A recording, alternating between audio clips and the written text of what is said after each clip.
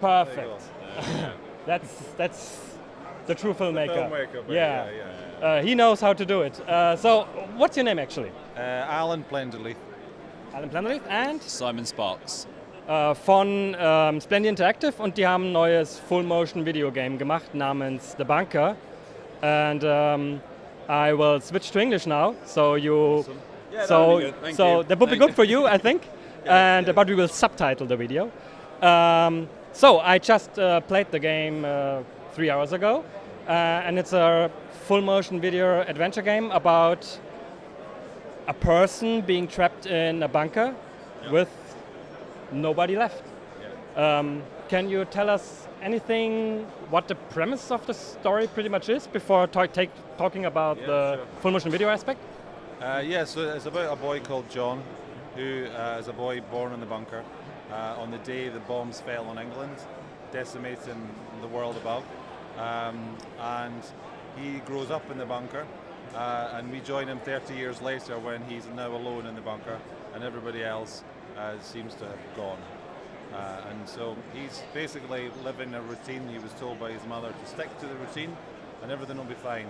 But one thing goes wrong and it leads to a big chain of events which makes John's life worse and worse and worse until eventually, it's all a bit horrible and scary and dark and creepy.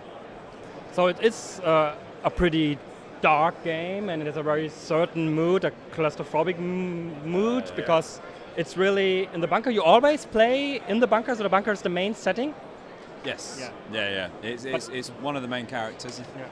And it's a large bunker actually, and it's a real bunker. So the game is a full motion video game on live scenes, and it's a real bunker in Great Britain. Yeah. It was made in the 1950s when during the Cold War, where the government thought that the threat of nuclear war was so big that they had to have somewhere that they could retreat to. So there's several of them situated. There's still some secret ones, and there are some which have now become public. So in 1992, they said, that's probably not going to happen, or with a different level of threat. So they just left it and abandoned it. So everything that you see in the bunker was bought by the government during these times of fear and just left. So nothing we see in the game is set up by you? There are probably a handful of things. There is one door. There's one door that we had to have made because it suited our story, and then there is also a few little bits and bobs. Other than that, it's everything that you see in there is from the bunker itself. It was designed by the government because they were scared. Basically, that's it. Yeah. So all the Commodores, all the teletext machines, all that's all real. And so now the game is a full motion video adventure game. Like we had some of them in the early 90s being popular after they have been, pushed away by 3D games and so on. And so what made you decide to try this approach of, despite everyone, doing 3D graphics and renderings, go for the full motion video approach? Well, my background is a script writer. I did lots and lots of apps, and one app we did was a live action one. I did it on zero budget. We went out, Simon and I filmed zombies attacking you. It's called The Hunting. It's still on iOS. I noticed, yeah. And it scared quite a few people, and we really enjoyed it. And we thought, let's set up a company, try and do something bigger, better, even more ambitious. And the bunker's that. The bunker's our first one. But you're not a pure, interactive movie. There's still some, I would say, adventure gameplay in it, like hotspotting and walking around and having different locations and a lot of grass behind me. More grass for everyone. So it is a little bit of a mixture. Yeah. So what would you say? Is it more like an interactive movie with adventure elements, or would you call it an adventure with interactive movie? It's definitely a game. Yeah. It was designed and written as a game that happens to be live action. It starts off very much like a point-and-click adventure, sort of Broken Sword elements. One of our writers was a writer on Broken Sword. And then it evolves into more heavy rain territory, quick time events, button mashes, reaction-based interactivity. So as the story becomes more and more intense, so does the interactivity change and become more exciting. So how much movie was shot for the game, approximately? Well, we had 15 days of shooting, and we had about 56 hours of footage, which the game is now about 2.5, 3 hours. So we took all those things and condensed it down, like you do when you film a feature film, and pick all the best bits. Okay, so how was working with the actor? Was it difficult for the actor to get used to doing an interactive movie? Well, Adam has said actually it's very similar to filming a feature film. What was different on this one is he was in a real location, so he wasn't on The Hobbit with a green screen and imagining dragons. He was in a real bunker that was really cold and really inauthentic. But the actual process of filming in the wrong order is very familiar to an actor. And so of course you film someone absolutely, day one, and you see some of the ending, and then you mix it all up, and you do it in completely the wrong order, but so that it's efficient for the shoot. Otherwise, you're all over the place, and it takes too long. So he said it was very similar, actually. You already said you worked together with a writer working on Broken Sword. I think it was Stevens. I think. Right, and Stevens, Ian Thomas is over there. Sitting over there, I see. Kevin Beamers. He works on the design of Soma, and he did a lot of the environmental stuff for us and the scripts as well for the flashbacks. And Kevin Beamers as well, who's a very talented writer. And all of us worked together on the whole thing, and it was a really nice collaborative project. And I just wanted to work with these guys who are very experienced in that world to make sure all the logic was there and it was as interactive as we could possibly make it. So they were mainly responsible for the gameplay part of the game. So it was a combined thing. I mean, I sort of wrote the main story. I had all the story beats there, and then we went in and we looked at the interactivity and made sure everything made sense logically.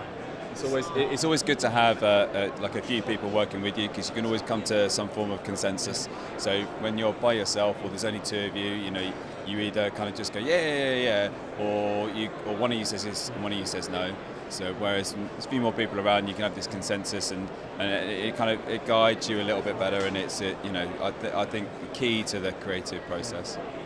So now the game is coming out this fall, I think. Yes. September, second half of September on PS4, Xbox One, PC, and Mac through Steam and Green Man Gaming, and it's available for pre-order now actually through Green Man Gaming and the PlayStation 4 store. Sorry? The PlayStation 4 store. Okay, so it's in English, obviously. Are there plans for German subtitles? Yeah, we are planning to. It will only be subtitled. We're not going to dub because we're not. We're just going to use the subtitles there. Yes, I think we've got more plans to do it on console at the moment, but we're only just started that process, so it will come. Okay. So, and I have seen on your web page that you're already thinking about a next project. Always thinking about what's coming up, and it will again. So you're really focusing on this full motion video aspect. So the next thing will be full motion video as well. We really enjoyed it. Hopefully it finds an audience. Hopefully people really enjoy it, and then that'll help us to make more of the same. I mean, we enjoy working with real actors. Really cool environments and doing a really deep story with a really strong narrative. So because we've done it before now, we've learned a lot and we know what we're doing. So we'd like to do it again, add even more interactivity, even more conversational elements, so multi-part conversations, which they do in the Telltale games. It'd be nice to do some of that. So increase the gameplay. Just go up a notch each time. That would be ideal. So can you tell us anything about the new project? I think there is a small text that it's about surveillance cameras, I think. Yes, there's one called Camera 6, which is a murder mystery set on a holiday resort. And then there's another one which is Home Sweet Home, which is another kind of mystery set in a kind of retirement home, which doesn't sound particularly sexy, but when you get into it, it's really good. It's we're really excited about that. So that could come, but we'll have to wait and see. We have to completely finish the bunker. We're nearly finished. So once it's finished and it's out and it's selling, then we can focus a little bit more on the next project.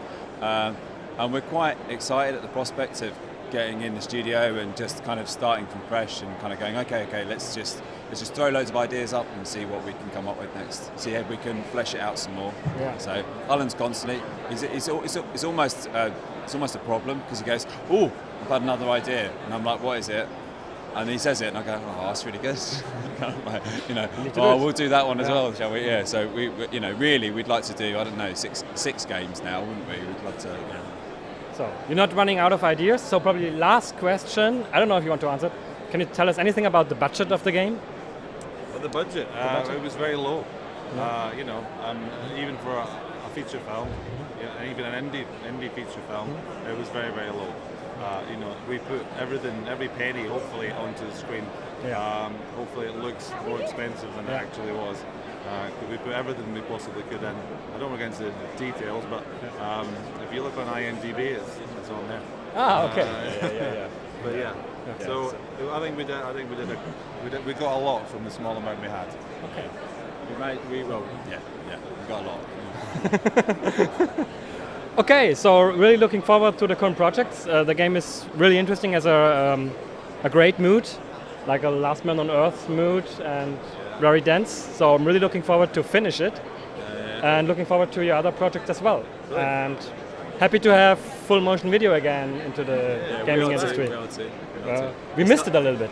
It's really nice to see this kind of like resurgence and the diversity within this kind of I don't really want to say a new genre or kind of, I don't know. It feels strange calling it full motion video because it's kind of we kind of think, oh, maybe it should be something else, or maybe we're a subgenre within it or anything. But it's lovely to see so many different sorts of projects like Her Story and Late Shift and Contradiction and The Missing. It just shows you there's quite a lot to do.